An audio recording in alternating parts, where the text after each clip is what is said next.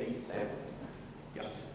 So as Dan said, I'm Jim Waters from the Harold Kim Lab at Georgia Tech, and this is sort of the motivation that began our study. If you imagine a situation like this, where there's a sequence of the DNA sort of bound in a loop by a protein complex, this particular one is a lac 1 repressor in E. coli, that's going to sort of have to exert some force to hold this kind of conformation. We're interested in what that distribution of forces would look like.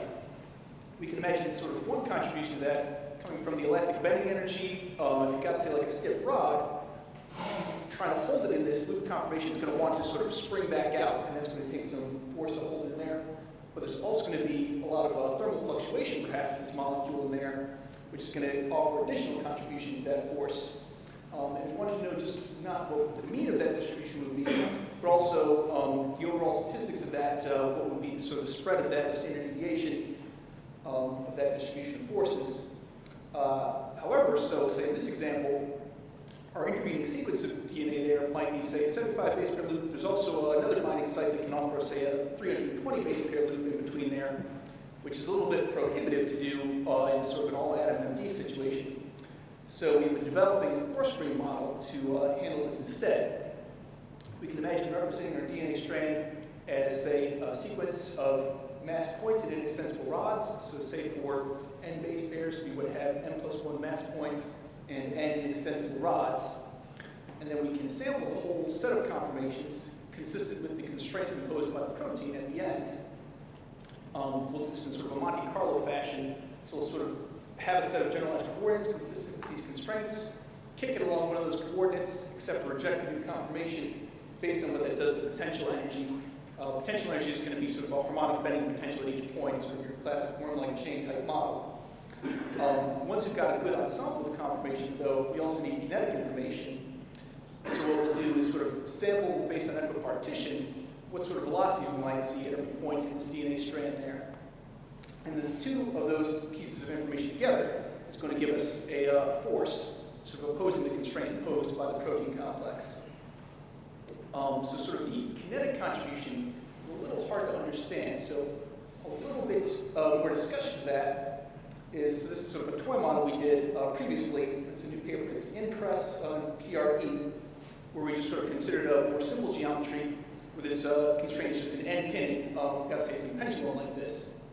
So you can imagine you take your mass beads and rods, put those in like a heat bath. You have some kinetic energy moving around at some speed. You can get out your physics 1 textbook and figure out what's going to be the position in the first rod of this pendulum there, the acceleration of that first mass bead, and get some average constraint force then based on sort of sampling light velocities based on this pendulum being in the heat bath.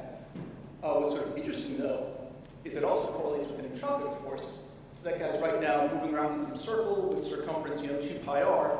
If that rod extends, he's got a little bit more space to work with. So that means that the entropy is going to go up as this extends. So the average of that sample kinetic force sort of exactly correlates with the thermodynamic prediction from this entropic force. And that's exactly what we see also in sort of our case with the loop DNA. Again, this guy gains entropy by opening up. So the average of this kinetic force is going to be pointing in the outward direction and is going to correlate with that entropic force. So these are some preliminary results. We're a little bit, this is sort of the early stage of this, so this is a little bit more coarse grained than the model I showed before. This is only a persistence length of about 4 monomers, fixed extension of about 2 monomer lengths.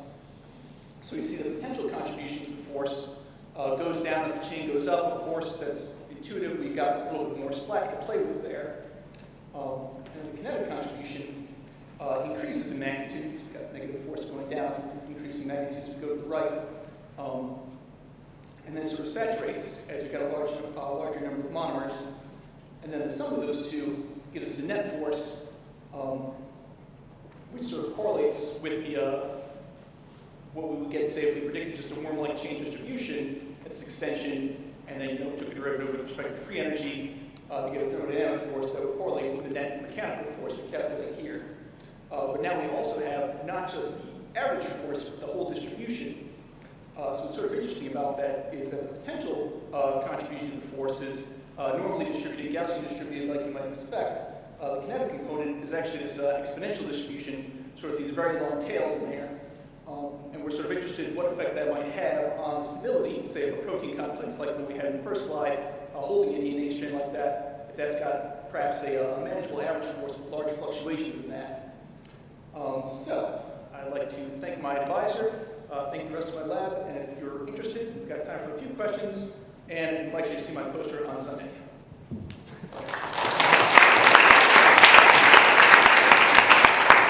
Thank you. Questions?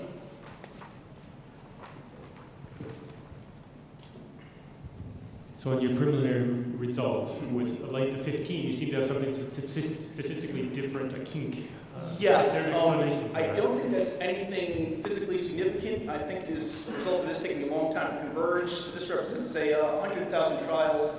I think if we did, 200,000, 500,000, that kink would go away. I don't think there's anything physically significant. I mean, is just enough? I mean, you have the exact same amount of data for the point of 15A as you have for the other ones. For 10A or 12A? Yes, I guess the Monte Carlo exploration of this sort of conformational space might get stuck in odd places, so it might take a long time. If the 15-1 got stuck in some more bent conformation, might result in something like that.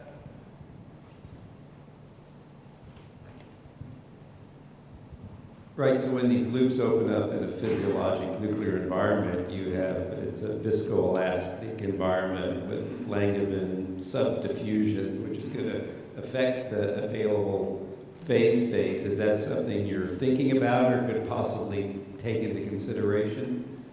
I guess so we've sort of assumed that the instantaneous phase space distribution isn't going to be affected by the sort of like very short time scales.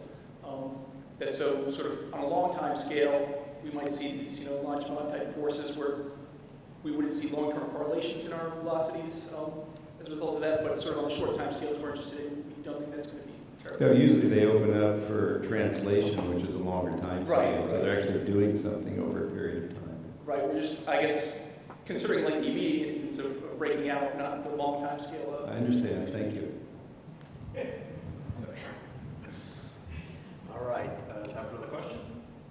And might I add that this is a student research network meeting, and I would encourage questions from, and I'm sure the organizers would as well, from students. Please take it away. When you're talking about large fluctuations, and you're dealing with, let's say, a decent number of beats, how do you deal with, let's say, numerical stability? Because in these kind of systems, one of the things which happens is slight variations, and you can get like noise.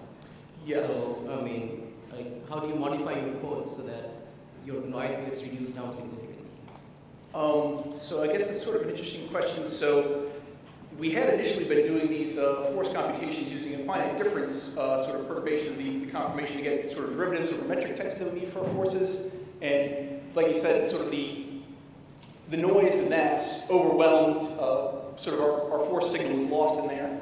So we actually I had to go through fairly carefully and write sort of an analytic version of all the force equations to sort of overcome that finite difference problem. Good question. All right, any further questions? If not, then let's thank Jim.